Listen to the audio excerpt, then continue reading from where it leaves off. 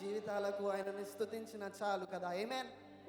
మీ పక్క వారితో చెప్తామా, యేసు నామంలో జయం ఉన్నది. ఓకే, కలిసి పాడుకుందాం చప్పట్లు కొడుతూ.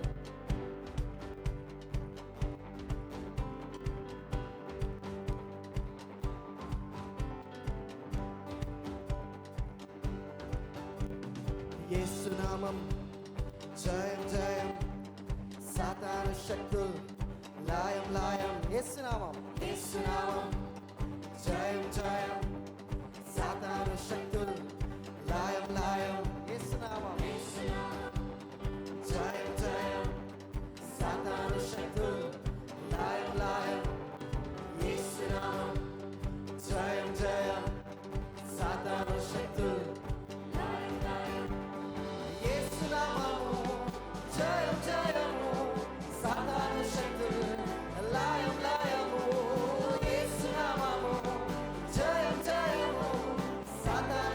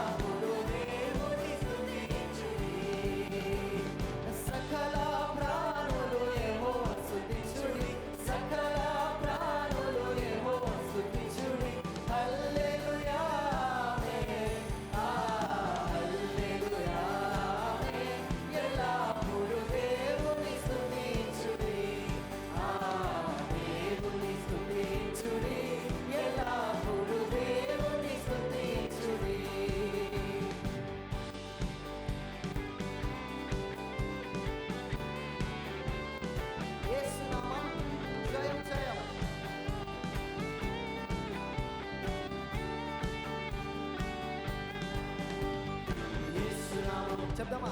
జయం జయం సాతాను శక్తులు లయం లయం యేసు నామం. జయం జయం సాతాను శక్తులు లయం లయం. హల్లెలూయా హల్లెలూయా. హల్లెలూయా. ఎంత గొప్ప దేవుడు. ఆయన కృప లేనిది, ఆయన దయ లేనిది ఒక్క క్షణమైన బ్రతకలేం. ఆమేన్. మీరు నమ్ముచున్నారండి? ఆ గొప్ప కృప మా కొరకై ఎంత కాచి, అయితే ఆ గొప్ప దేవుని స్తుతించుకుందామా? నీ కృప లేనిదే, నీ దయ లేనిదే ఆ క్షణమైన బ్రతకలేము. అందరం చప్పట్లు కొడుతూ దేవుని ఆరాధించు.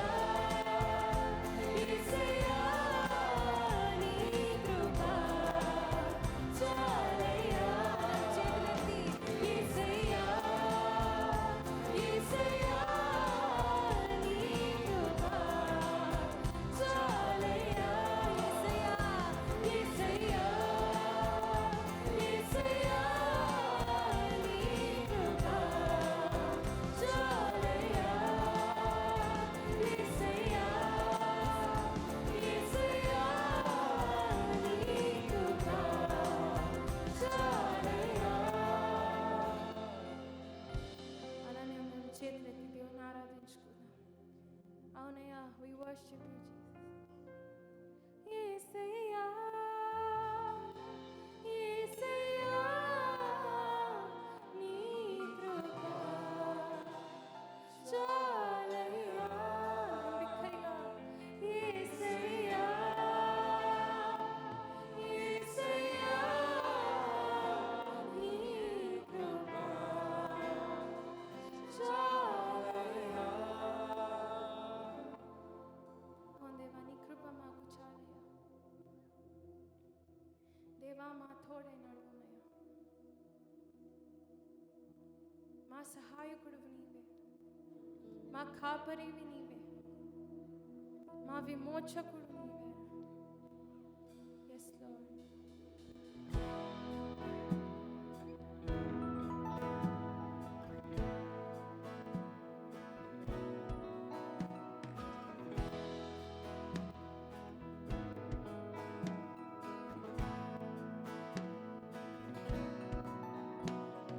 నా సహాయకుడా, నా విమోచకుడా,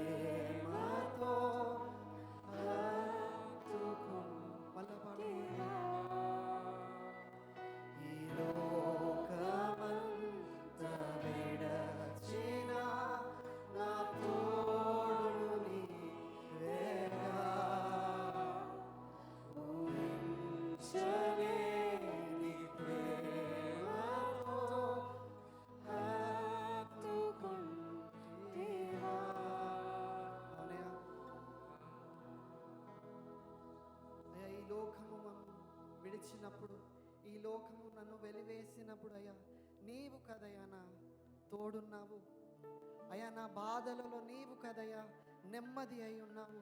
చెప్దామండి, నోరు విప్పి ప్రార్థన చేస్తామా? అయ్యా నేను కృంగి ఉన్న వేళలో అయ్యా ఏ బలము లేనప్పుడు నీవు కదయ్యా నా కన్నీరు తుడిచి ఉన్నావు. నీ వాక్యము కదయ్యా నాకు నెమ్మది దయచేసింది. అయ్యా నేను మరణ స్థితిలో ఉండగా అయ్యా నేను తప్పటి త్రోవలో నడుచుచుండగా అయ్యా నీవు వైద్యుడిగా నా జీవితంలోకి వచ్చి రక్షించి ఉన్నావు. అయ్యా మీరు లేకుండా మేము లేము, మా జీవితాలు లేవు ప్రభా. చెప్దామా? నిన్ను పోలిన వారు మా జీవితంలో ఎవరు ప్రభా? నిన్ను పోలిన వారు మా జీవితంలో లేరు. నిన్ను పోలిన వారెవరు? మేలు చేయు దేవుడవు, నిన్నే నే నమ్మితే నాదే. చెప్దామా? నిన్ను పోలిన వారెవరు? మేలు చేయు దేవుడు. అయ్యా మిమ్మే నేను నమ్మించి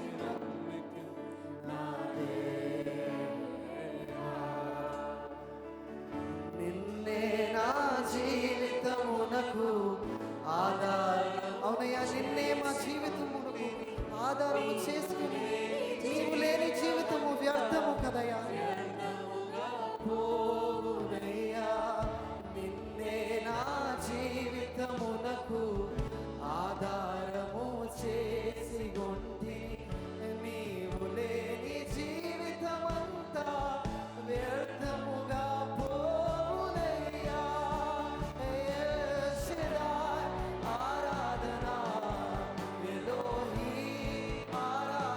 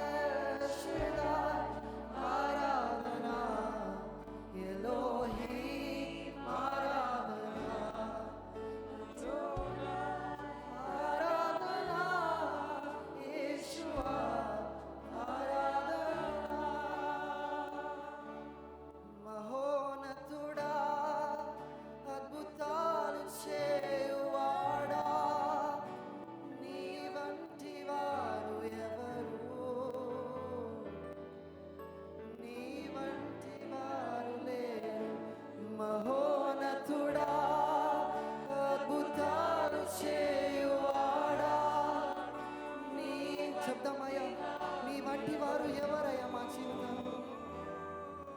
నీ వంటి వారు. చివరిసారిగా మహోన్నతుడా, మహోన్నతుడా, అద్భుతాలు చేయువాడా, నీ వంటి వారు ఎవరు? నీ వంటి వారు లేరు. మహోన్నతుడా, అద్భుతాలు చేయువాడా, నీ వంటి వారు ఎవరు? నీ వంటి వారు లేరు. అవును తండ్రి, నిన్ను పోలిన వారెవరూ లేరు. దేవునితో సమానంగా నిలిచేవారెవరూ లేరు. ఆయన మేలు చేయువాడు, ఆస్వాదించువాడు, కాపాడువాడు. మన ముందు కొన్ని ప్రార్థన అవసరాలు ఉన్నాయండి. ముఖ్యంగా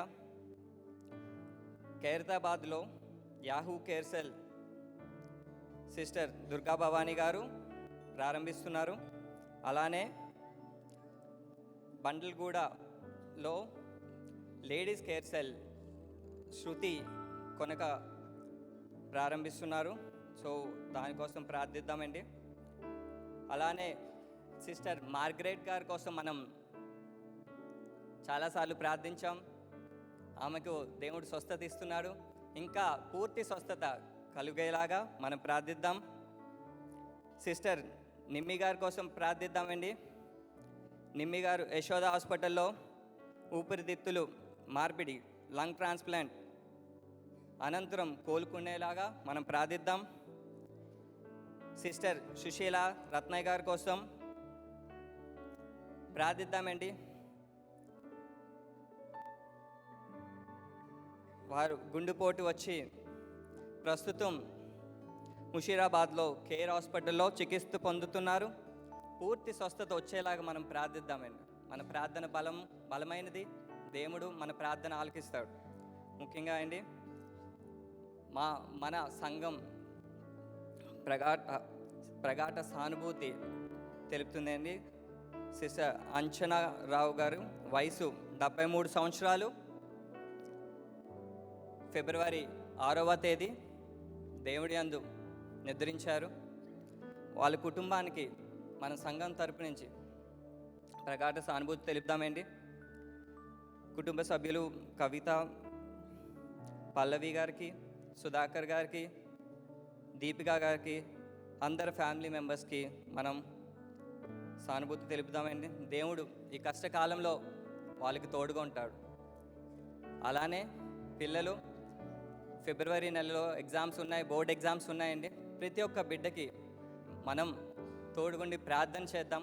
మంచి ఉన్నత మార్కులు మెరిట్లో వచ్చేలాగా ప్రార్థన చేద్దాం. తల్లిదండ్రులు కూడా పిల్లలకి కూడా ఒత్తిడి ఏమీ లేకుండా దేవుడు వాళ్ళని కాపాడుతాడని నమ్మకంతో ప్రార్థన చేద్దాం. అందరం కళ్ళు మూసుకుంటే మనం ఈ అంశాల కోసం ప్రార్థన చేసుకుందామండి. హల్లెలూయా, హల్లెలూయా, స్తోత్రం. తండ్రి యొక్క కుమారునికి పరిశుద్ధాత్మ నామములో ప్రార్థన చేస్తున్నాం తండ్రి. అవును తండ్రి యేసయ్యా, నిన్ను పోలిన వారు ఎవరూ లేరు తండ్రి యేసయ్యా. నువ్వు గొప్ప దేవుడు తండ్రి యేసయ్యా. మేము నమ్ముకున్న దేవుడు నిజమైన దేవుడు తండ్రి, సజీవమైన దేవుడు తండ్రి యేసయ్యా. ఒక్కసారి యేసయ్యా, ముఖ్యంగా యేసయ్యా కేర్ సెల్ లాంచ్ అయ్యి తండ్రి యేసయ్యా ఆ సిస్టర్స్ని దీవించండి తండ్రి యేసయ్యా. ఒక యేసయ్యా ఎంతో బలమైన సంఘం కింద యేసయ్యా వాళ్ళు మారుటకు సహాయం చేయండి తండ్రి యేసయ్యా. వాళ్ళని ఆశీర్వదించండి. సిస్టర్ మార్గరెట్ కోసం ప్రార్థన చేశాం తండ్రి యేసయ్యా, పూర్తి స్వస్థత దయచేయండి. సిస్టర్ నిమ్మి కోసం యేసయ్యా ప్రార్థన చేస్తుండగా మీరు పూర్తి స్వస్థత ఇచ్చే దేవుడు తండ్రి యేసయ్యా. మీ గాయాల చేత మాకు స్వస్థత కలుగును తండ్రి యేసయ్యా. మీ నుంచే మాకు స్వస్థత కలుగును తండ్రి యేసయ్యా. ప్రతి ఒక్కరిని స్వస్థత దయచేయండి. ముఖ్యంగా యేసయ్యా సుశీల యేసయ్యా రత్నయ్య గారి కోసం ప్రార్థన చేస్తున్నాం తండ్రి యేసయ్యా. సంఘం నుంచి యేసయ్యా మేము గోచాడి యేసయ్యా మీ పాద సన్నిధికి వచ్చి మేము మొరపెట్టుతూ ఉండగా యేసయ్యా ఆ బిడ్డను ఒక్కసారి జ్ఞాపం చేసుకోండి తండ్రి యేసయ్యా. మీరే యేసయ్యా ఒక సాక్షిగా యేసయ్యా మా సంఘంలో మీరు ఉంచుతున్నందుకు వందనాలు. పూర్తి స్వస్థత దయచేయండి తండ్రి యేసయ్యా. ముఖ్యంగా యేసయ్యా అంచనారావు గారి కోసం యేసయ్యా వాళ్ళ కుటుంబ సభ్యుల కోసం ప్రార్థన చేస్తున్నాం తండ్రి యేసయ్యా. ఈ కష్టకాలంలో యేసయ్యా, ఈ దుఃఖ సమయంలో యేసయ్యా నా దేవుడు తోడుగా ఉంటారు తండ్రి యేసయ్యా. మీరుండే దేవుడు తండ్రి యేసయ్యా. ఆ కుటుంబాన్ని ఆస్వాదించి రక్షించి యేసయ్యా నా ప్రార్థన ఆలకించి ప్రతిఫలం దయచేయమని యేసయ్య పరిశుద్ధ నామములో అడిగి వేడుకుంటున్నాం తండ్రి, ఆమేన్. అందరూ దయచేసి కూర్చుందామండి.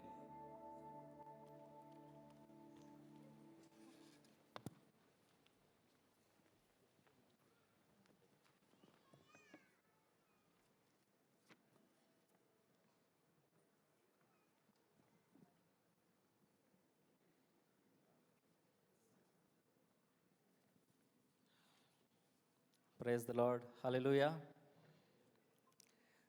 ఫిబ్రవరి నెల 2వ ఆదివారం ప్రభు సన్నిధికి వచ్చిన మీ అందరికీ ప్రేమపూర్వకంగా ఆహ్వానం పలుకుతున్నాం.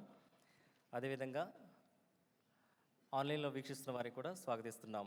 ఎవరైనా ఈరోజు కొత్తగా మొదటిసారి ఎవరైనా వచ్చారని దయచేసి మీ చేయి చూపించండి. దయచేసి మొదటిసారి ఎవరైనా వచ్చినట్లయితే మీ చేయి చూపించినట్లయితే మా టీం వారు మీకు వెల్కమ్ కార్డ్ అందిస్తారు. దాంట్లో ఒక భాగాన్ని మీరు చింపి ఆఫరింగ్ బ్యాగ్లో వేయండి. అక్కడ ఇంకొక భాగాన్ని ఫైర్ ఏరియాలో వెల్కమ్ లాంచ్లో ఇచ్చినట్లయితే అందమైన బహుమతి మీకు ఇస్తారు. మనకు ఫిబ్రవరి 22వ తారీఖున నీటి బాప్తిస్మ ఉండబోతూ ఉందండి. ఎవరైనా ఇంకా నీటి ద్వారా దేవుళ్ళు ఇంకా రక్షణ పొందలేదు అంటే రక్షణ యేసుక్రీస్తుని అంగీకరించి నీటి బాప్తిస్మ పొందని వారు ఇంకా ఎవరైనా ఉంటే కనుక 15వ తారీఖున ఉదయకాలము 9 గంటలకు మనకు తరగతులు నిర్వహించబడతాయి. కాబట్టి దయచేసి ఈ రోజున ఒక తరగతి జరిగింది, అదేవిధంగా 15వ తారీఖున కూడా మరొక తరగతి జరగబోతూ ఉంది. దయచేసి ఆ కార్యక్రమంలో మీరు పాల్గొనండి. ఒకవేళ మీరు బాప్తిస్మ పొందాలనుకున్న వారైతే కనుక ఈ విషయంలో ఒకసారి మీరు 22వ తారీఖు ఉండబోతుంది కాబట్టి దయచేసి క్లాస్కి హాజరవ్వాలని కోరుతూ ఉన్నాం. 15వ తారీఖు 9 గంటలకు అన్నాం కదండి, అది సెకండ్ ఫ్లోర్లో మినీ హాల్లో. అదేవిధంగా ఈ 13వ తారీఖున ప్రతి నెల జరిగే రాత్రి వేళ కూడిక 9:30 నుంచి 12:30 వరకు జరుగుతుందండి. తప్పకుండా పాల్గొనండి, ఆశీర్వదించబడండి. అదేవిధంగా ఒక ప్రోమో చూడబోతున్నా. ప్రోమో కంటే ముందు నాకు సురేష్కి ఒక మాట చెప్పాలనుకుంటున్నాను. నేను అనుకుంటాను కొన్ని విషయాల్లో సురేష్ చేంజ్ అయితే బాగుంటుందని నేను అనుకుంటున్నాను. ఏ వర్షన్కి చేంజ్ అవ్వాలి? నేను కేజేవి వాడుతున్నాను, ఎన్ఐవికి ఓకేనా?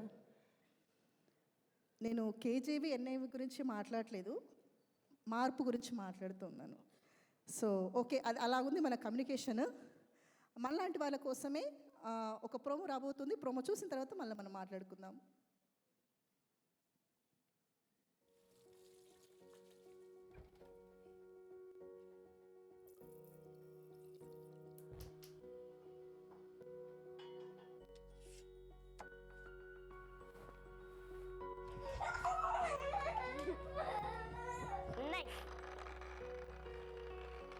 Why is this place such a mess? Please clean it up. Guys, I'm talking to you.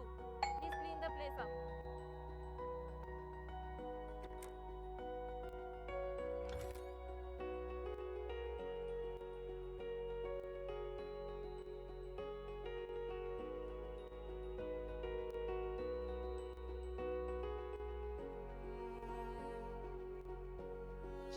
We have bills to pay.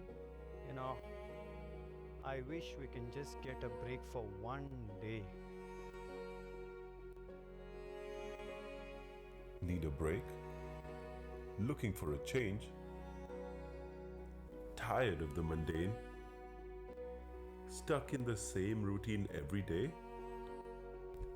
This Valentine's Day, let's whisk you away from the hustle and bustle, away from the daily chores and errands, away from the maddening crowd, and into a space where it's just the two of you.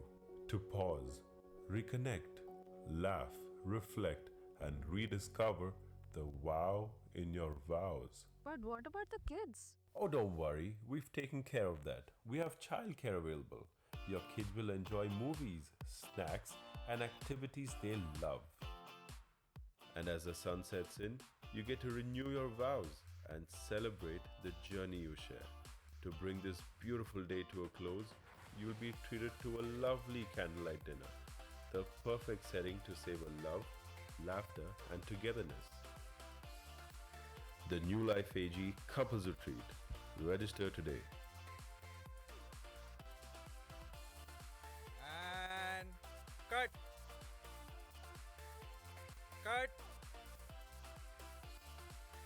Guys, Taruna, Sanjeev, it's over. Crew, pack up.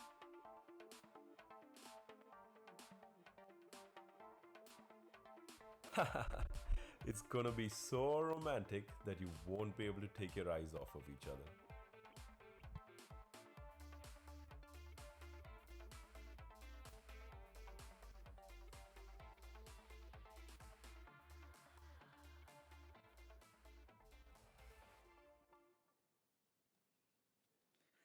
నటించమంటే జీవించేశారు కదండి.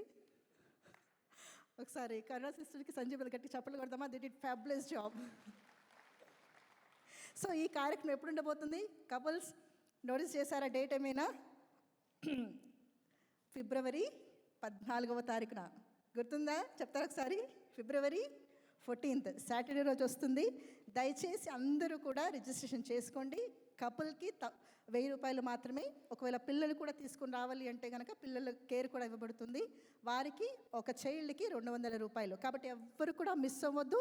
ఆ రోజు చక్కటి ఆహారం, చక్కటి వినోదము, చక్కటి మంచి వర్తమానం అన్నీ ఉండబోతున్నాయి. కాబట్టి జతలు జతలుగా అందరూ వచ్చేయండి. పెళ్ళైన జంటలండి. దీనికి డ్రెస్ కోడ్ కూడా ఉందండి. స్మార్ట్ క్యాజువల్స్ అని అన్నారు. నాకు కూడా పూర్తిగా తెలియదు. నన్ను గూగుల్ చేయమని పొద్దున సర్వీస్లో చెప్పారు. నేను చూసాను, నాకు అర్థమైంది. మరి ఫార్మల్గా ఉండక్కర్లేదు, మరి పాష్గా కూడా ఉండక్కర్లేదు. 12వ తారీఖు లోపల మీరు రిజిస్ట్రేషన్ చేసుకోవాలండి. ఎందుకంటే 12వ తారీఖు వరకు రిజిస్ట్రేషన్ చేసుకుంటే ఎంతమంది వస్తున్నారు అనేది మనకు తెలుస్తుంది. కాబట్టి దానికి తగ్గ అరేంజ్మెంట్లు చేసుకోవాలి. కాబట్టి ఫైర్ ఏరియాలో రిజిస్ట్రేషన్ బూత్ ఉందండి. అక్కడి నుంచి మీరు రిజిస్ట్రేషన్ చేసుకోవచ్చు. సో 12వ తారీఖు అనేది ఆఖరి రోజు. ఆ రోజున అందరూ దయచేసి రిజిస్ట్రేషన్ చేసుకోండి. ఈ సమయంలో మనము చిన్నపిల్లల్ని వారి తరగతులకు విడుదల చేద్దాము. ఆ తర్వాత మనము మనకు దశం భాగాలు, మనకు కానుకలకు దేవుడు సమర్పిస్తూ ఉండగా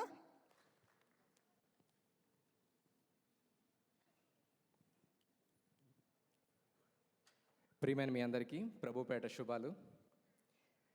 ఈరోజు మేము మీ ముందుకి దేవుని వాక్యాన్ని పంచుకునే సేవకులుగా మాత్రమే కాదు, దేవుడు ఏకపరిచిన భార్యాభర్తగా మీ ముందర నిల్చున్నాం. మేము ఇక్కడ నిలబడడానికి కారణం మా వివాహం సంపూర్ణమైంది అని చెప్పడానికి కాదు, కానీ మేము ఇక్కడ నిల్చున్నది సంపూర్ణమైన దేవుని మేము సేవిస్తున్నాం కాబట్టి. ఆమేన్.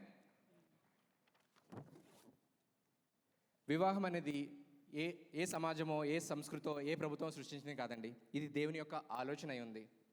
వివాహము దేవుడు సృష్టించింది. ఆది కాండంలో దేవుడు అవ్వను ఆదాం దగ్గర తీసుకొచ్చాడు. వాక్యం చెప్తుంది ఇద్దరు ఒక్కరయ్యారని. ఆ ఒక్కరుగా మారడం అనేది సహజంగా అయిపోతుందా? కానే కాదు. అది అవ్వాలంటే చాలా కృప అవసరం, వినయం అవసరం, సహనం అవసరం. అన్నిటికంటే ముఖ్యంగా సంభాషణ అనేది అవసరమై ఉంది.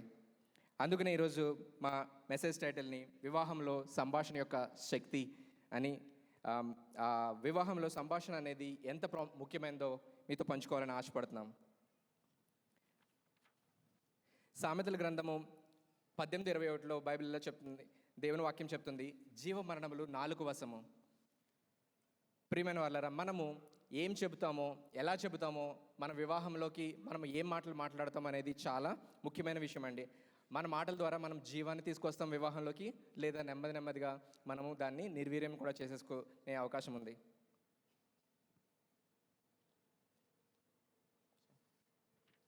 సో ఇప్పుడు ఒక చిన్న గేమ్ ఆడదామండి. ఇక్కడ 2 కపుల్స్ని సెలెక్ట్ చేసాము. వాళ్ళు స్టేజ్ మీదకి వస్తే ఆ యొక్క గేమ్ ఆడదాం.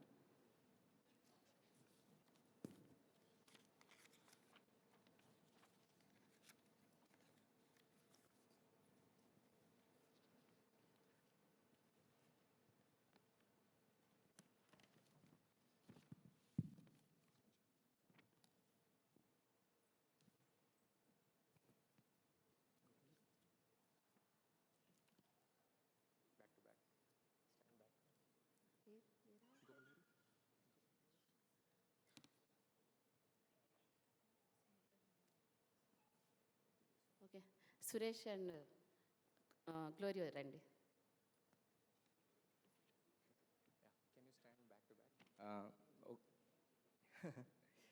ఒకళ్ళు ఆపోజిట్గా నిలబడతారా? మీరు చూడొద్దు, ఆపోజిట్ ఆ డైరెక్షన్.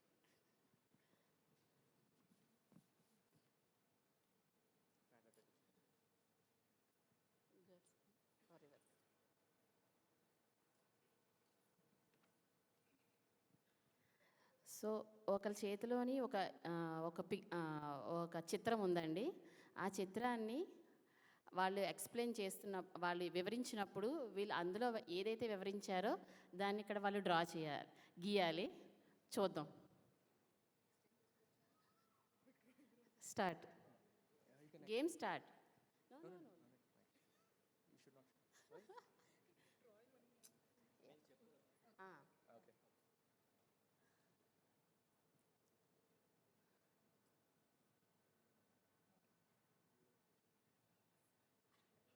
Only 1 minute.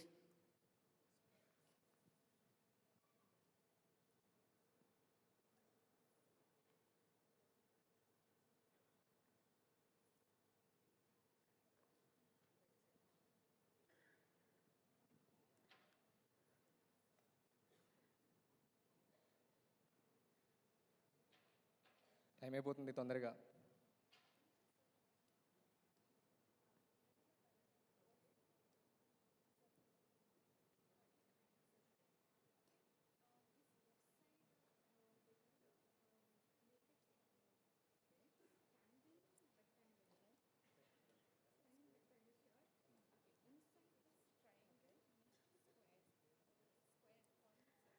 ఇంకా 30 seconds.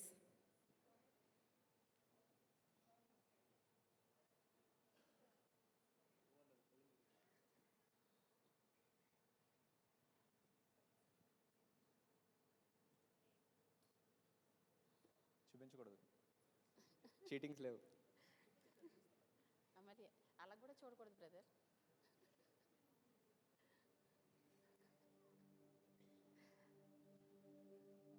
ఓకే, టైం అయిపోతుంది, అయిపోయింది. 10 seconds.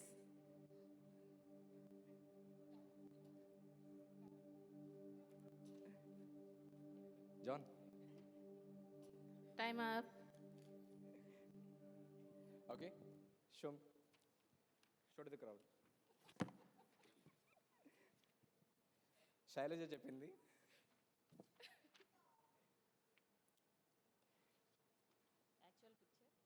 కొంచెం కొంచెం మిస్ అవ్వలేదు.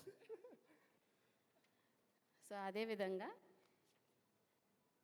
ఇది ఇది యాక్చువల్ actual picture. పిక్చర్. మన ఇది సురేష్ గ్లోరీ సిస్టర్ డ్రా చేసింది. ఓకే అండి, thank you. Thank you so much. Thank you so much.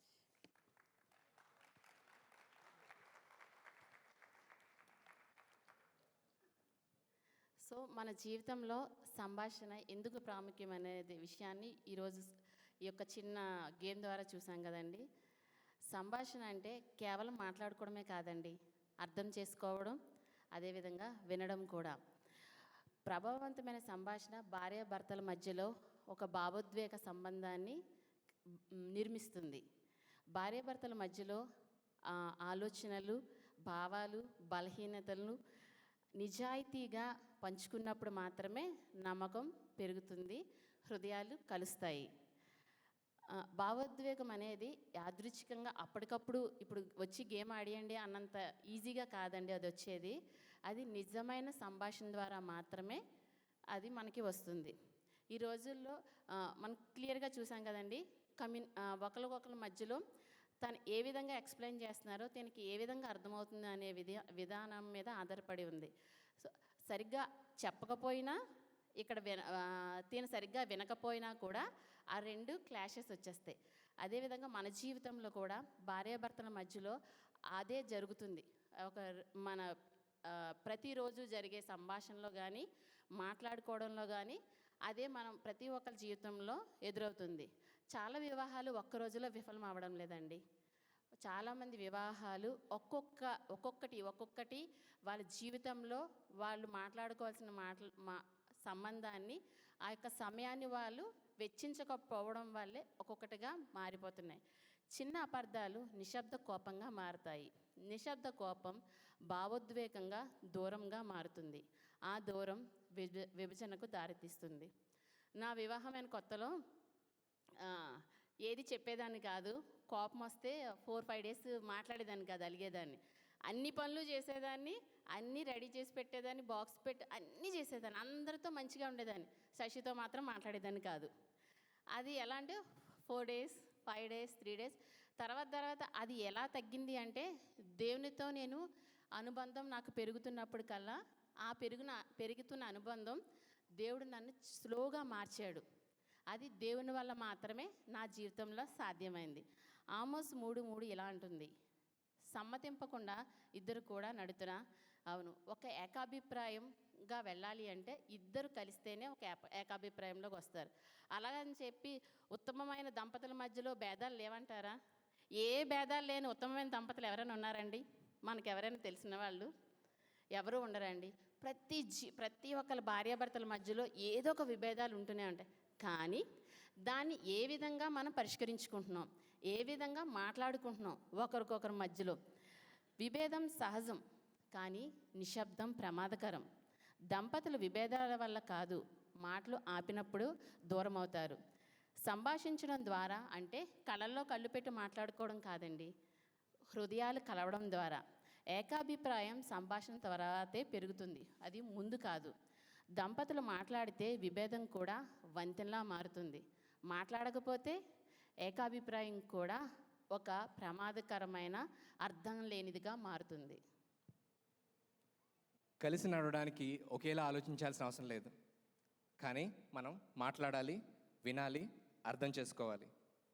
Bible కూడా మాట్లాడండి అని మాత్రమే కాదు, ఎలా మాట్లాడాలో కూడా మనకి నేర్పిస్తుంది. ఎఫెసీయులకు రాసిన పత్రిక 4:15 ఉంది, ప్రేమ కలిగి సత్యము చెప్పుచు.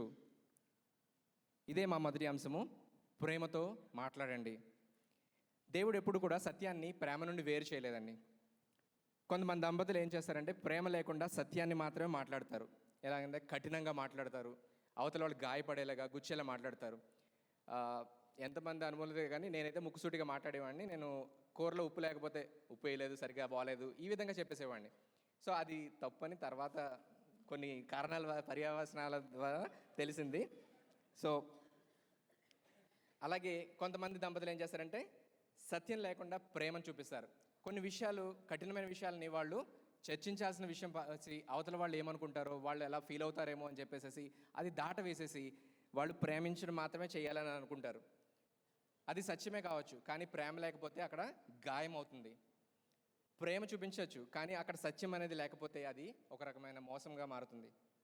వివాహానికి ప్రేమ, సత్యం కూడా అవసరమై ఉన్నాయి. ఆరోగ్యకరమైన సంభాషణ అనేది మనం జరిగించినప్పుడు వివాదం పెరగక ముందే మనం దాన్ని పరిష్కరించుకోగలం. దంపతులు కనుక ప్రశాంతంగా గౌరవప్రదంగా కూర్చుని వాళ్ళు చర్చించుకుంటే వాళ్ళ మధ్య ఉండే అసంతృప్తి, అపార్థాలు అనేవి మొదట్లోనే మనం వాటికి పరిష్కారం కనుగొనగలం. ఒక ఉదాహరణ చూసుకుంటే డాక్టర్ దగ్గరికి ఒక రోగి వచ్చాడు. ఆ రోగికి ఉన్న వ్యాధి డాక్టర్ తెలిసినప్పుడు ఆ డాక్టర్ అతనితో కఠినంగా మాట్లాడాడు అనుకోండి, ఆ రోగి చికిత్స చేయించుకుంటాడా? లేదు. అదేవిధంగా అతను మృదువుగా మాట్లాడి ఆ నిజాన్ని దాచాడు అనుకుందాం, అతను రోగాన్ని దాచేశాడు అనుకుందాం, ఆ రోగి ఏమైనా బాగుపడతాడు దానివల్ల? చెప్పట్లేదు ఎవరు? లేదు. ఆ డాక్టర్ ఏం చేయాలి? అది కఠినమైనా కూడా ప్రేమతో ఆ రోగికి చెప్పినప్పుడు ఆ రోగి చికిత్స చేయించుకొని తను బాగుపడతాడు. అదేవిధంగా మన జీవితంలో కూడా మనము చెప్పాల్సిన విషయాన్ని ప్రేమతో చెప్పినప్పుడు ఆ యొక్క సమస్యలు అనేవి మనం పరిష్కరించుకోవడానికి అవకాశం ఉంటుంది. ఇలా ఇంకొక ఉదాహరణ చూసుకుంటే వివాహం అనేది ఒక కారు లాంటిది. ప్రేమ అనేది ఒక ఇంజిన్ అయితే సంభాషణ అనేది స్టీరింగ్ లాంటిదండి. స్టీరింగ్ అనేది పని చేయకపోతే ఏమన్నా కారు వెళ్తుందా? ఎంత పవర్ఫుల్ ఇంజిన్ అయినా లేదు. అలాగే సంభాషణ అనేది చాలా ప్రాముఖ్యమైనదిగా మనం గమనించాలి. భర్త భార్యగా మనం కొన్ని విషయాలు నేర్చుకుందామండి. ఉద్దేశం కంటే కంఠస్వరం చాలా ప్రాముఖ్యమైనది వివాహంలో.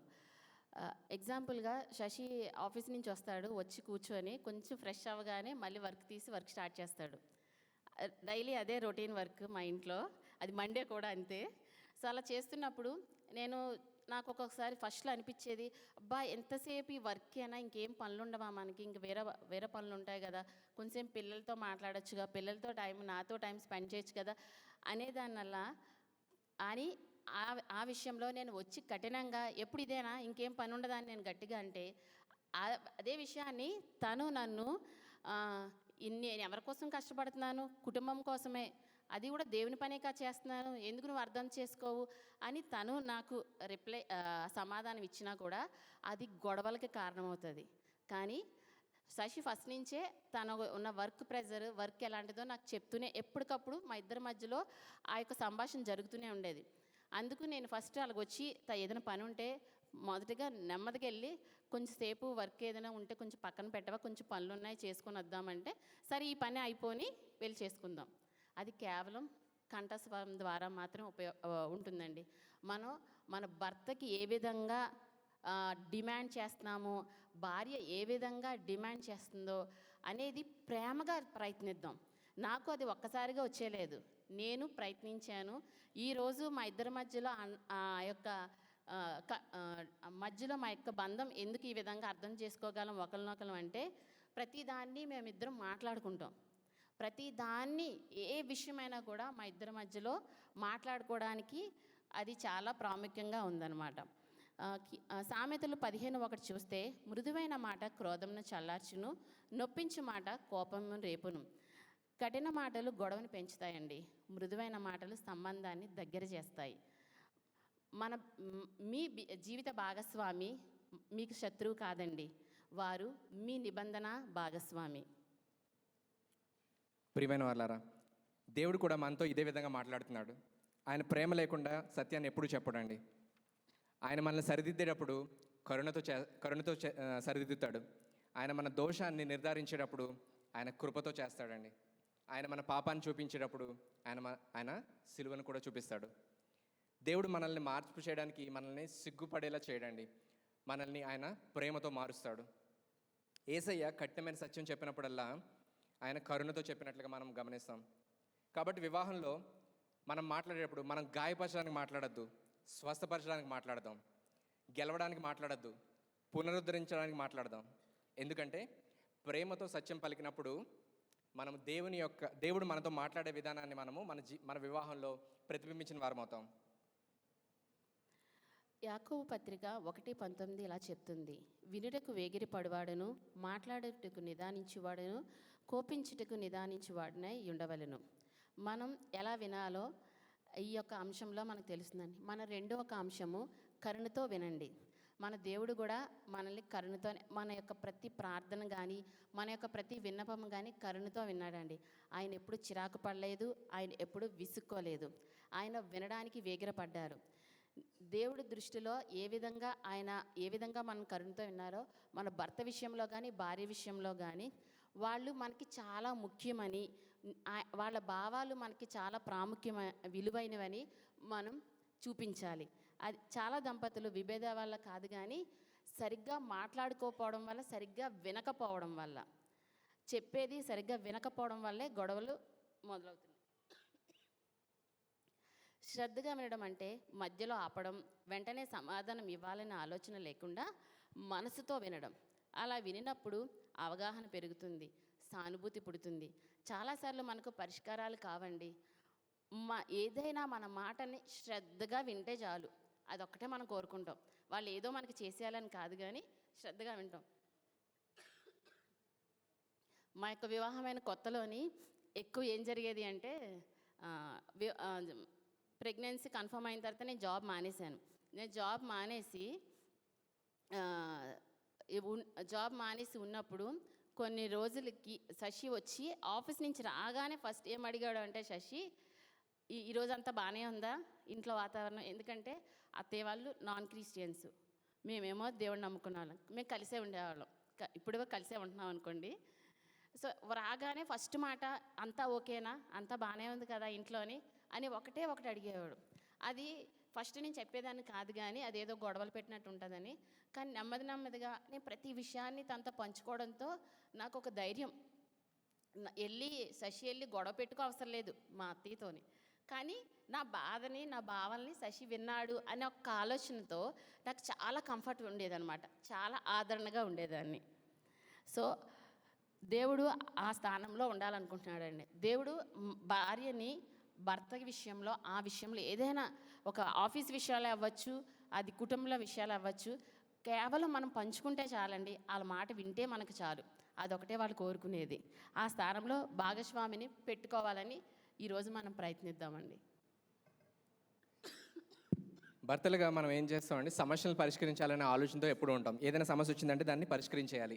అదే విధంగా మనము భార్యలు చెప్పేది కానీ అలాగే వింటాం తప్ప మనం వినాల్సింది ఎలాగా అంటే, మనం వాళ్ళు మాట్లాడుతున్నప్పుడు మన ప్రెజెన్స్ అనేది చాలా ఇంపార్టెంట్ అండి. అంటే అక్కడ మన సాన్నిహిత్యం అక్కడ చాలా ఇంపార్టెంట్. మన ఒకవేళ ఫోన్ చూసిన ఫోన్ పక్కన పెట్టడం, వాళ్ళ కళ్ళలోకి చూసి వాళ్ళు చెప్పేది వినడం, పూర్తిగా శ్రద్ధగా వాళ్ళు చెప్పేది వినాల్సిన వారమే ఉన్నాం.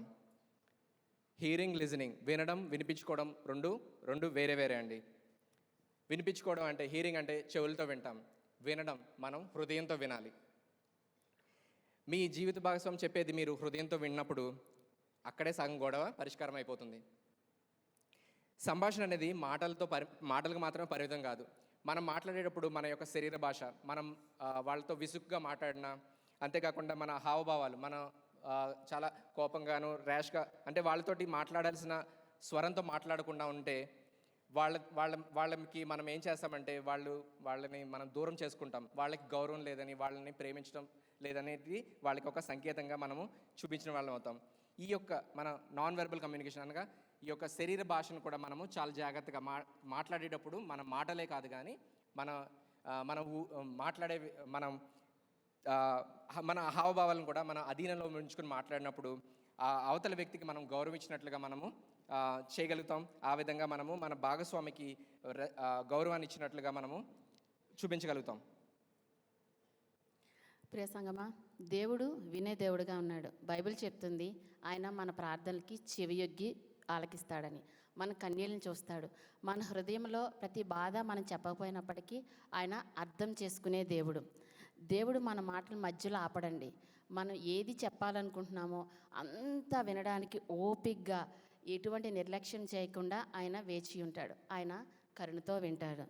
అంత గొప్ప దేవుడు, అంత సృష్టిని ఆయన ఆధీనంలో ఉంచుకున్న దేవుడే మన మాటను వినడానికి సిద్ధంగా సమయం తీసుకుంటే, మన భార్య కొరకు మనం ఏం సమయం తీసుకుంటున్నాం, భర్త కొరకు మనం ఏది సమయం తీసుకుంటున్నాం, ఒకరినొకరు వినడమే కదా దేవుడు చెప్తున్నాడు. ఆ యొక్క మాట వినడానికి ఎందుకు మనం ఇంకా సిద్ధంగా ఉండడం లేదు మన జీవితాల్లో? మన జీవిత భాగస్వామి నిజంగా విన్నప్పుడు, అంటే వాళ్ళు చెప్పేది హృదయంతో హృదయంతో వినడం మామూలుగా వినడానికి మనం విన్నాం కదండి డిఫరెన్స్. సో దేవుడు మనకి ఇచ్చిన ఇంత గొప్ప జీవితాన్ని ఎందుకు మనం ఇంత నిర్లక్ష్యం చేసుకుంటూ సమయాన్ని వృధా చేసుకుంటున్నాం? ఆలోచించుకుందామండి. ఇప్పుడు దాకా చెప్పిన 2 అంశాలు గుర్తున్నాయా? మొదటి అంశం ఏంటి చెప్పాలి? మేము చెప్తుంది మీకు అర్థమవుతుందని అనుకుంటున్నాం. మొదటి అంశం ఏమిటి? ప్రేమతో మనం మాట్లాడాలి, సంభాషించాలి. రెండోది కరుణతో వినండి. మనం వినేది కరుణతో వినాలి.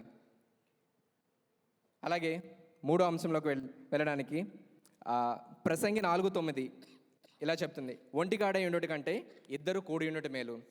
ఇద్దరు ఎప్పుడు కలిసి ఉంటారండి?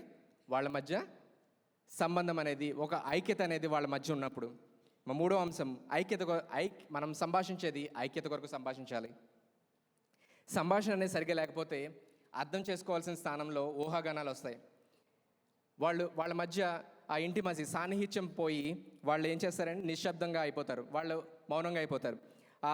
వాళ్ళ మధ్య ఉండాల్సిన సమాధానం ఏమవుతుంది? చేదైన అనుభవాల్లోకి వాళ్ళు వెళ్ళిపోతారు. వివాహం అనేది ఒక వంతెన లాంటిదండి. సంభాషణ అనేది దాన్ని బలపరుస్తుంది. అదే మనం ఆ సంభాషణ నిర్లక్ష్యం చేస్తే ఏమవుతుందండి? ఆ వంతెన అనేది, ఆ వివాహం అనేది బలహీనంగా మారిపోతుంది. గుర్తుపెట్టుకోవాలి, విడిపోయే పరిస్థితి ఎప్పుడు ఒక్కసారిగా వచ్చేదండి. అది నెమ్మదిగా మనం సంభాషణ సరిగా లేకపోతే అది నెమ్మదిగా అవుతుంది. మన దంపతులుగా ఇప్పుడు మనం గమనిస్తుంది ఏంటంటే, చాలామంది ఊహాగానాల్లోనే ఉంటున్నారు. ఏంటంటే, నా భర్త నన్ను ప్రేమించట్లేదేమో, నా భార్య నన్ను అర్థం చేసుకోవట్లేదనో, ఈ విధమైన విషయాలు. ఇంత కష్టమైన విషయాన్ని ఎందుకు అసలు చర్చించట్లేదు మనము అని చెప్పేసి కొంతమంది చాలా ఇబ్బందులు గుండా వాళ్ళు ఆలోచించే విధానం అంతా కూడా ఇలా ఊహలతోనే గడిచిపోతుంది. అంతేకాకుండా వాళ్ళు మమ్మల్ని అర్థం చేసుకోవట్లేదని వాళ్ళ భావోద్వేగానికి లోనవుతున్నారు. వీళ్ళందరూ ఇంత ఇబ్బందులు ఎదుర్కోవాల్సిన పరిస్థితి ఎందుకంటే, వారి మధ్య సరైన సంభాషణ అనేది లేకపోవడం వల్ల, వాళ్ళు మాట్లాడేది వాళ్ళు కలిసి ఉండాలనే ఉద్దేశంతో మాట్లాడకపోవడం వల్ల. అదే మనం సంభాషణ ఉద్దేశపూర్వకంగా క్రీస్తుని కేంద్రంగా చేసుకుని మనం మాట్లాడితే, మనము ఆ యొక్క సవాళ్ళు అనేది ఏదైతే ఎదురవుతున్నాయో సమస్యలు, వాటిని జయించడానికి అవకాశం ఉంది. ఉదాహరణకు వివాహం ఒక తోట లాంటిది అయితే, సంభాషణ అనేది నీరు లాంటిదండి. నీరు పోయడం ఆపితే ఆ తోటలో ఏ విధంగా కలుపు మొక్కలు వస్తాయో, ఆ విధంగానే వివాహంలో కూడా అసహనం, అపోహలు, అపార్థాలు ఇలా ఎన్నో పేరుకుపోతాయి. పూలు ఏ విధంగా వాడిపోతాయో ఆ యొక్క కుటుంబంలో ప్రేమ, సంతోషం, సమాధానం కూడా కోల్పోతుంది. సో మన యొక్క వివాహంలో సంభాషణ కలిగి ఉంటే ఇవన్నీ కూడా దంపతులుగా క్రమంగా మాట్లాడుతూ ఉంటే, ప్రార్థిస్తుంటే, ఒకరినొకరు క్షమించుకుంటుంటే ప్రేమ మళ్ళీ ఆ యొక్క పుష్పాల వల్లే వికసిస్తుంది. మన జీవితంలో శాంతిని మళ్ళీ తిరిగి తీసుకొని వస్తుంది. ప్రియమైన వాళ్ళారా, ఐక్యత అనేది దేవుని యొక్క హృదయ కోరిక ఉందండి. ఆదికాండం నుంచి ప్రకటన వరకు మనం చూస్తే దేవుడు మనతో మాట్లాడుతూనే ఉన్నాడు. ఏ విధంగా మాట్లాడాడని చూస్తే, ఎందుకు మాట్లాడుతున్నాడంటే మనల్ని ఆయనతోటి సంబంధంలోకి తీసుకురావడానికి. ప్రవక్తల ద్వారా మాట్లాడాడు, వాక్యం ద్వారా మాట్లాడాడు, వాగ్దానాల ద్వారా మాట్లాడాడు, చివరికి తన ప్రియకుమారుడైన యేసయ్య ద్వారా మాట్లాడాడు. పరలోకం నుంచి వచ్చే ప్రతి మాట ఆయన మనల్ని తనతో సంబంధంలోనికి రావడానికి ఆహ్వానంగా ఉంది. దేవుడు ఎప్పుడు కూడా మనల్ని వెంబడించేవాడు. మన వెనకాల పడి రండి నాతో సహవాసం కలిగి ఉండండి అని చెప్పేసి మనల్ని ప్రేమతో ఆహ్వానించేవాడు. మనము ఐక్యతతో ఉండాలి, ఆయనతో కలిసి ఉండాలని చెప్పేవారు. అదేవిధంగా భార్యాభర్తలుగా మన సంభాషణ కూడా ఐక్యతతో కూడుకొని ఉండాలి. అప్పుడు మన సంబంధం సరిగ్గా ఉన్నప్పుడు, ఐక్యతతో ఉన్నప్పుడు మన మధ్య ఉన్న దూరాన్ని జయించగలుగుతాం. ఇంకా సంభాషణ అనేది మనతో ప్రారంభమైంది అనుకుంటున్నారా? కానే కాదు, అది దేవునితో ప్రారంభమైంది. మన వివాహంలో సంభాషణ అనేది ఒక మాదిరి. ఎవరో తెలుసా? త్రియేక దేవుని యొక్క మాదిరి. త్రియేక దేవుడు ఒక మాదిరిగా మనకు ఉన్నారు. తండ్రి, కుమార, పరిశుద్ధాత్మ దేవుడు మనతో ఎలా మాట్లాడారో ఒకసారి చూద్దాం. ఆది కాండంలో పదే ఇలా చదువుతాం, దేవుడు పలికెను, దేవుడు పలికెను. ఆయన పలికినప్పుడు ఏమైందండి? సృష్టి అంతా కూడా సంభాషణ ద్వారా సృష్టించబడింది. దేవుడే పరిపూర్ణమైన సంబంధానికి మాదిరిగా ఉన్నాడు. త్రియేక దేవుడు, తండ్రి, కుమార, పరిశుద్ధాత్మల మధ్య పోటీ లేదు, గందరగోళం లేదు, విభజన లేదు. వాళ్ళ మధ్య కేవలం సామరస్యం మాత్రమే ఉంది.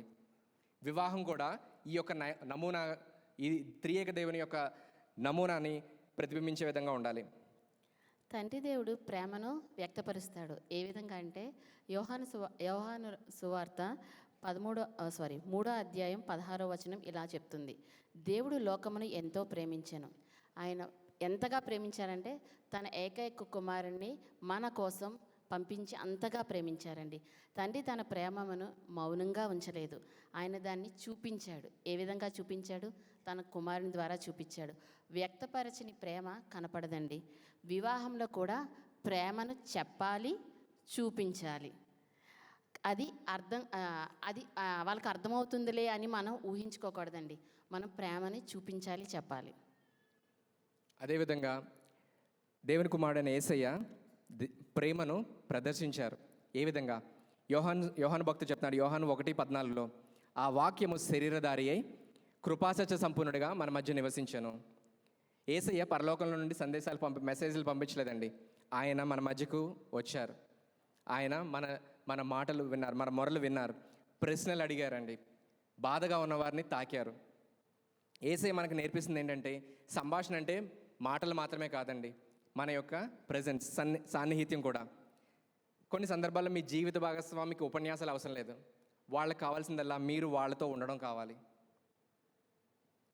పరిశుద్ధాత్మ దేవుడు ప్రేమను కొనసాగిస్తాడు. పరిశుద్ధాత్మ దేవుడు ఈ రోజుకి మనతో సంభాషిస్తూనే ఉన్నారు. యోహాను సువార్త 14వ అధ్యాయం 26వ వచనంలో ఇలా రాయబడింది, ఆదరణకర్త అనగా తండ్రి నా నామమున పంపబోవు పరిశుద్ధాత్మ సమస్తమును మీకు బోధించి నేను మీతో చెప్పిన సంగతులన్నింటినీ మీకు జ్ఞాపకం చేయను. పరిశుద్ధాత్మ దేవుడు మనల్ని గద్దిస్తారు, ఆదరిస్తారు, మార్గ నిర్దేశాన్ని చూపిస్తారు. భార్యాభర్తల మధ్యలో ప్రేమ తగ్గిపోకుండా ఉండడానికి పరిశుద్ధాత్మ దేవుడు మధ్యవర్తిగా ఉన్నారండి. మాటలు కఠినంగా మారుతున్నప్పుడు దేవుడు మనల్ని గద్దిస్తారు. గాయపడిన హృదయాలను ఆయన ఆదరిస్తారు. ఎలా పడితే అలా మాట్లాడినప్పుడు దేవుడు మనల్ని సరిచేస్తారు.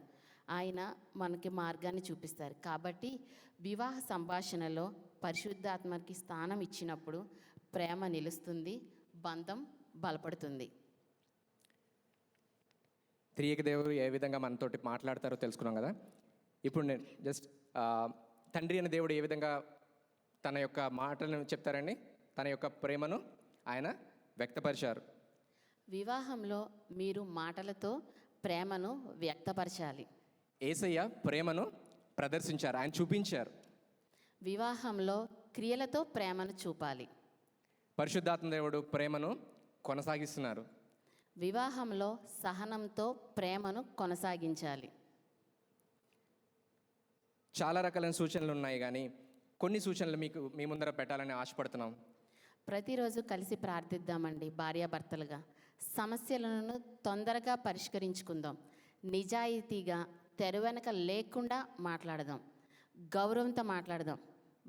భర్తకి మరి ముఖ్యంగా మనం ఏ చోటైనా గౌరవం ఇద్దామండి. శ్రద్ధగా వినడం అలవాటు చేసుకుందాం.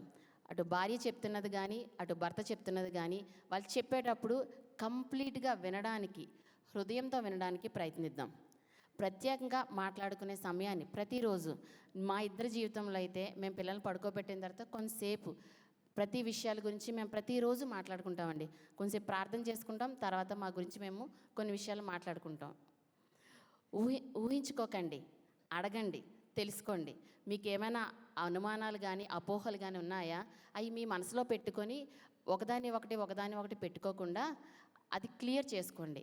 అటు భర్త విషయంలో కానీ భార్య విషయంలో కానీ ఏదైనా ఉంటే ఒకరొకరు మాట్లాడుకొని ఆ సమస్యని వెంటనే పరిష్కరించుకోండి. కానీ ఇంకా రేపు ఎల్లుండి అనుకొని పోస్ట్పోన్ చేసుకోవద్దు. పాత గొడవల్ని తవ్వద్దండి. ప్రత్యేకించి దేవుడు చెప్తున్నారు కదా, తూర్పుకి పడమరని ఏ విధంగా అవి కలవవో మీ పాపాలని నేను జ్ఞాపకం చేసుకొని అంటున్నారు. మనం కూడా మన భర్త విషయంలో కానీ భార్య విషయంలో కానీ ఎప్పుడైనా జరిగిన గొడవల్ని చాలామంది భార్యలలో నాకు తెలిసే కొంతమంది విషయంలో నేను వింటూ ఉంటాను. ఎప్పుడో జరిగిపోయిన విషయాలను కూడా అస్తమానం తవ్వుతూ ఉంటారు. ఆల్రెడీ దాని గురించి అయిపోయింది, కొన్ని రోజులు అయిపోయింది, అయినా కూడా మళ్ళీ దాన్ని కూడా దేన్ని ఇంక్లూడ్ చేసి మళ్ళీ గొడవ పెట్టుకుంటారు. అది కాదండి. అప్పుడు క్లియర్ చేసుకొని దేవుడే మనల్ని జ్ఞాపకం చేసుకొని మన పాపాలను అన్నప్పుడు మనం ఎవరమండి? మనం జ్ఞాపకం చేసుకొని భర్తను అస్తమాను బాధ పెట్టడానికి కానీ భార్యను అస్తమాను బాధ పెట్టడానికి కానీ నువ్వు ఎప్పుడు ఆ తప్పు చేసావు, నువ్వు ఈ తప్పు చేసావు అని అలాగొద్దండి. మనం ఒక క్రైస్తవులుగా దేవుని బిడ్డలుగా మార్చుకుందామండి. చివరిగా వివాహం అంటే వాదన గెలవడం కాదు, నిబంధనని కాపాడుకుందాం. ఎవరు ఇక్కడ గెలుపు నాదే గెలుపు, భార్య గెలిచింది భర్త గెలిచాడు కాదండి. వివాహ నిబంధనని కాపాడుకుందాం. కీర్తనల గ్రంథము 19:1-3 ఇలా చెప్తుంది: ఆకాశములు దేవుని మహిమను వివరించుచున్నవి, అంతరిక్షము ఆయన చేతి పనిని ప్రచురపరుచుచున్నది. పగటికి పగలు బోధ చేయుచున్నది, రాత్రికి రాత్రి జ్ఞానము తెలుపుచున్నది. వాటికి భాష లేదు, మాటలు లేవు, వాటి స్వరము వినబడదు. సృష్టి అంతా కూడా నిరంతరం మాట్లాడుతుందంట. ఏ విధంగా? ఇక్కడ ఏమనుంది? వాటికి భాష లేదు, మాటలు లేవు, వాటి స్వరము వినబడదు. కేకలు వేయట్లేదు, వాదించట్లేదు, పోటీ పడట్లేదు. అది తనను సృష్టించిన దేవుని యొక్క మహిమను సహజంగా ప్రతిబింబిస్తుంది. అదేవిధంగా దంపతుల మధ్య ఆరోగ్యకరమైన సంభాషణ అనేది ఉంటే కనుక అది మనం ఎంత మాట్లాడుతాం అనే దానికంటే మనం ఏం మాట్లాడుతున్నాం, మన మాటలు కానీ మౌనంగా ఉన్నప్పుడు కానీ ప్రతిదీ కూడా మనము దేవుని యొక్క మహిమను ఆయన మనల్ని సృజించాడని నమ్ముతున్నారా? ఆయన యొక్క మహిమను మనము ప్రతిబింబించాల్సిన వారంగా ఉన్నాం. మనం మాట్లాడే స్వరం కానీ మనం వినడం కానీ మన మౌనంగా ఉండే క్షణాలు కానీ మన ఇళ్లలో ప్రేమ గౌరవాన్ని దేవుణ్ణి ప్రతిబింబించే విధంగా ఉండాలి. అలాగే భార్యాభర్తల వాళ్ళు చెదరగొట్టే మాటల కంటే నిర్మించే మాటలు ఎంచుకుంటే కనుక వాళ్ళు, అంతేకాకుండా తమను తాము సమర్థించుకోవడం కన్నా వారు శ్రద్ధగా వింటే కనుక, అలాగే ప్రేమతో నిండిన సత్యాన్ని మాట్లాడినప్పుడు వాళ్ళ సంబంధము ఒక సాక్ష్యంగా మారుతుంది. అది మాటల కంటే గట్టిగా మాట్లాడే సాక్ష్యంగా మారుతుందండి. అది వాక్యం చెప్తుంది కదా, ఆకాశములు ఆయన మహిమను ప్రచురించినాయి అని. అప్పుడు మనం కూడా ఆకాశం వలె మన చుట్టూ ఉన్న వారికి మన ప్రేమ ద్వారా వారికి దేవుని యొక్క మహిమను ప్రకటించిన వారంగా అవుతాం మనం. అందుకే మన వివాహాలను జీవించే ప్రసంగాలుగా మనం మార్చుకుందాం. మన సంభాషణ సృష్టికర్తను ప్రతిబింబించే విధంగా చేద్దాం. ఆయన ప్రేమ మనము మాట్లాడే ప్రతి మాటలను ప్రతిధ్వనించేలాగా చేద్దాం. ఆయన యొక్క మహిమను వాక్యం చెప్పినట్లుగా రోజు తర్వాత రోజు, రాత్రి తర్వాత రాత్రి మనము మన జీవితాల ద్వారా, మన వివాహ జీవితాల ద్వారా మనము మన చుట్టూ ఉన్న వారికి ప్రకటిద్దాం. ఆమేన్. చివరి నేను ఒక చిన్న సాక్ష్యం ఒక 2 minutes పంచుకోవాలనుకుంటున్నానండి. మా పెళ్ళైన మేము ఇద్దరు కూడా అన్యుల కుటుంబంలోంచి వచ్చాము. అయినప్పటికీ కూడా మేము ఒక అన్యుల మా అత్తయ్య వాళ్ళ మాతో పాటే ఉంటారు. వాళ్ళు విగ్రహారాధన చేస్తారు, మాతోనే ఉంటారు. ప్రతి ఫెస్టివల్కి ఇంట్లో చిన్న చిన్న ఇబ్బందులు కలుగుతూనే ఉంటాయి. కానీ అక్కడ మేమిద్దరం వాళ్ళతో ఎప్పుడు గొడవ పడం. ఎందుకు అంటే మా ఇద్దరి మధ్యలో అండర్స్టాండింగ్ ఫస్ట్ నుంచి పెళ్ళికి ముందు నుంచి కూడా మేము మాట్లాడుకున్నామండి ప్రతి విషయాన్ని కూడా. అదేవిధంగా తను వెజిటేరియను, నేను నాన్ వెజిటేరియను. తను తినడు, నేను తింటాను. అది కూడా ఇంట్లో మాట్లాడినప్పుడు ఒకటే తను అడిగాడు నాతో ఏమంటే, నువ్వు ఇంట్లో అయితే తినడానికి అవ్వదు, కానీ బయట నువ్వు ఎప్పుడైనా తీసుకువెళ్తే నేను తినడానికి ఏమనను, నువ్వు తినడానికి నాకు ఎటువంటి అభ్యంతరం లేదు అని తను చెప్పినప్పుడు, ఇలా చాలా విషయాలు అత్తయ్య వాళ్ళతో ఉండడం గురించి కూడా, కలిసి ఉండడం, నేను ఒక్కగానే ఒక కొడుకుని వాళ్ళని నేను విడిచిపెట్టలేనన్నప్పుడు నేను దాన్ని సమ్మతించా. ఎందుకు అంటే తను చెప్పే పద్ధతి, మనం భార్యలకి ఏ విధంగా చెప్పుకుంటున్నాం మన ఒక ఇబ్బందిని, తను చెప్పే పద్ధతిని బట్టి ఆ రోజు నుంచి ఈ రోజు వరకు నేను ఎప్పుడు శశిని వెళ్ళిపోదాం, వేరేగా ఉందో నా వల్ల కాదు నేను ఏ రోజు అడగలే. ఆ విధంగానే నాన్ వెజ్ మన ఇంటికి తెచ్చుకొని తిందాం, ఇంట్లో వండుతానని కూడా నేను ఏ రోజు అడగలే. ఫస్ట్ డేస్ మేము ఏ విధంగా మాట్లాడుకున్నామో దానికి మేము కట్టుబడి ఉన్నామండి. ఆ విధంగా సంభాషణ చాలా ప్రాముఖ్యమైనది. కుటుంబంలోని ఏ విధంగా మాట్లాడుతాం, ఇప్పటికీ మా ఇంట్లో ఏదో ఒకటి ఇష్యూస్ అవుతూనే ఉంటాయి. కానీ నేను ఒకటే చేస్తా, ప్రార్థన చేసి, ప్రభువా నా పని నేను చేసుకుంటా, ఏదైనా కూడా నా పని నేను చేసుకుంటా. కానీ దేవుడు నా యొక్క నోటికి ఏమంటారు చిక్కం వేశాడండి. ఏ విధంగా అంటే కోవిడ్కి ముందు నేను కూడా ఆత్మీయ విషయంలో చాలా పడిపోయి నన్ను ఏ విధంగా అంటే మా ఆపోజిట్ ఫ్లాట్ అమ్మాయి చాలా ఇన్ఫ్లుయెన్స్ చేసేది. నువ్వెందుకు ఉండాలి, కలిసి ఉండడం అవసరమా, అందరూ హ్యాపీగా బయటకు వెళ్ళిపోతున్నారుగా, మీరు కూడా వెళ్ళిపోండి, మీరు కూడా హ్యాపీగా ఉండండి, మీకు ప్రైవసీ ఉంటుంది, అన్నిటికీ ప్రైవసీ ఉంటుందిగా అని తను చెప్తున్నప్పుడు నా మీద ఎంతో కొంత ఆలోచనలు నన్ను చాలా ఇబ్బంది పెట్టాయి.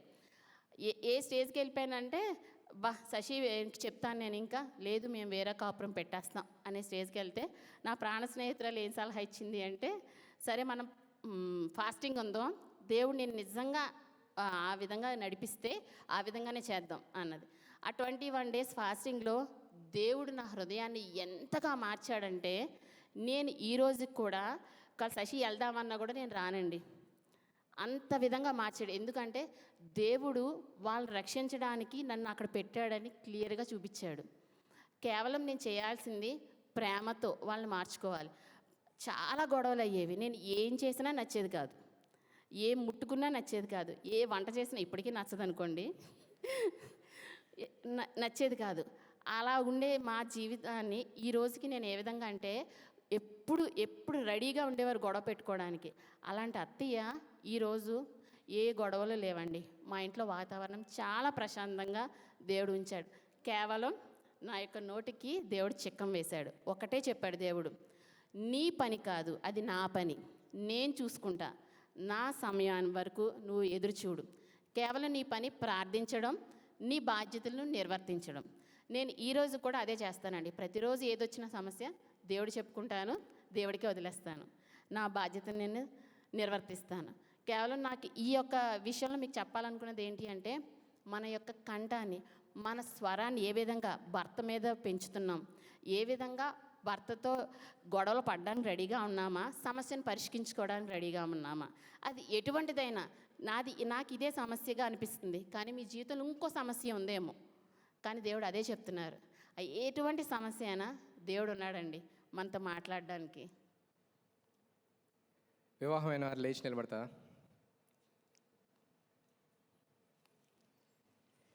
చాలా చాలా ఆలోచిస్తూ లెగుస్తున్నారేంటి వివాహమైన వాళ్ళంటే. ఒకవేళ మీరిద్దరూ భార్యాభర్తలు పక్కపక్కన ఉంటే చేయి పట్టుకోండి.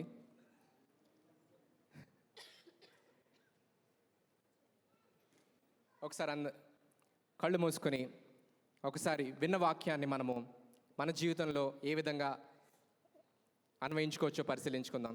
అందరూ కళ్ళు మూసుకోండి. మనం విన్నాం, ప్రేమతో మాట్లాడాలని. అలాగే ఎలా వినాలో కూడా మనం తెలుసుకున్నాం. కరుణతో మాట్లాడతాం. ఒకవేళ మీ సంభాషణ ప్రేమతో లేదేమో, కేవలం సత్యాన్ని మాట్లాడుతున్నారు, ప్రేమ మాట్లాడలేదు, లేక ప్రేమనే పెట్టి సత్యాన్ని దాస్తున్నారేమో, ఆ విధంగా ఉన్నారేమో, దయచేసి పరిశీలించుకోండి. మన వివాహాలను మార్చుకోవాలంటే కేవలము మనము మన సంభాషణలు మార్చుకోవడం ద్వారా మాత్రమే సాధ్యమండి. దేవుడు మనకి ఒక మాదిరి ఉంచాడు. త్రియేక దేవుడు వారి మధ్య సామరస్యాన్ని చూపించారు. మన జీవితంలో కూడా సామరస్యాన్ని కలిగి ఉండాలి. అంతేవిధంగా మనము ఏ విధంగా వింటున్నామో అనేది కూడా పరిశీలించుకుందాం. మన భార్యలు లేక భర్తలు మాట్లాడుతున్నప్పుడు మనము శ్రద్ధగా వినాలి. ఫోన్లు పట్టుకొని లేకపోతే ఏదో పని చేసుకుంటూ వినడం కాదు. వాళ్ళ కళ్ళలోకి చూసి వాళ్ళు చెప్పిన దాన్ని శ్రద్ధగా హృదయంతో విన్నప్పుడు మన మధ్యలో ఉన్న సమస్యలు అనేవి పరిష్కారము మనం ముందుగా చూసుకుంటాం.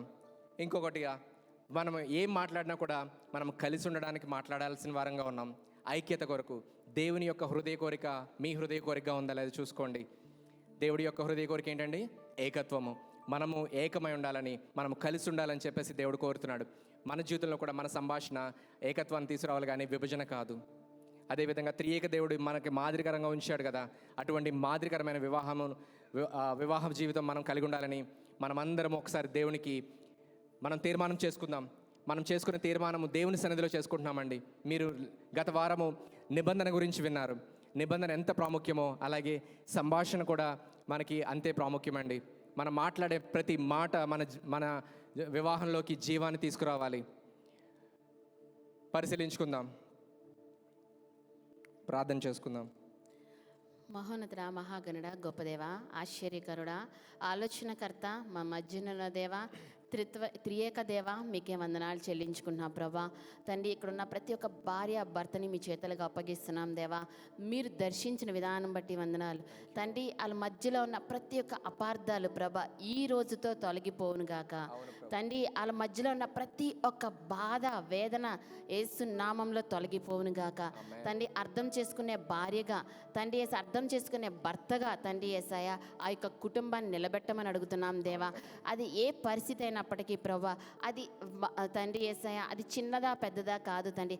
ఆ యొక్క సమస్యని ఏ విధంగా పరిష్కరించుకోవాలని ప్రభా భార్య భర్తలుగా ఇద్దరు తండ్రి యేసయ్య మాట్లాడుకొని తండ్రి యేసయ్య వాక్యానుసారంగా తండ్రి నిర్ణయాలు తీసుకునేలాగిన సహాయం దయచేయండి దేవా. సమస్తమని సాధ్యపరిచే దేవుడు పరిశుద్ధాత్మ దేవా, మీరు మాత్రమే కార్యములు చేయగల దేవుడు ప్రభా. పరిశుద్ధాత్మ శక్తితో కుటుంబాలను నింపమని అడుగుతున్నాం దేవా. దేవా, మీ యొక్క కార్యాన్ని జరిగించండి, అద్భుతాన్ని జరిగించండి, ఆశ్చర్య కార్యాన్ని జరిగించండి. ఎన్నో కుటుంబాలు కట్టబడాలి ప్రభా. ఎంతో మంది విడిపోవడానికి తండ్రి ప్రయత్నిస్తున్నారేమో ప్రభా. తండ్రి, ఈ క్షణమే తండ్రి వాళ్ళ యొక్క ఆలోచన లయమవును గాక తండ్రి. ప్రతి ఒక్క కుటుంబాన్ని కట్టమని అడుగుతున్నాం దేవా. మీ యొక్క వాక్యంతో తండ్రి, ప్రార్థనతో తండ్రి యేసే మీ యొక్క శక్తితో వాళ్ళని కట్టమని అడుగుతున్నాం దేవా. పరిశుద్ధాత్మ దేవా, మీ యొక్క శక్తితో నింపండి దేవా.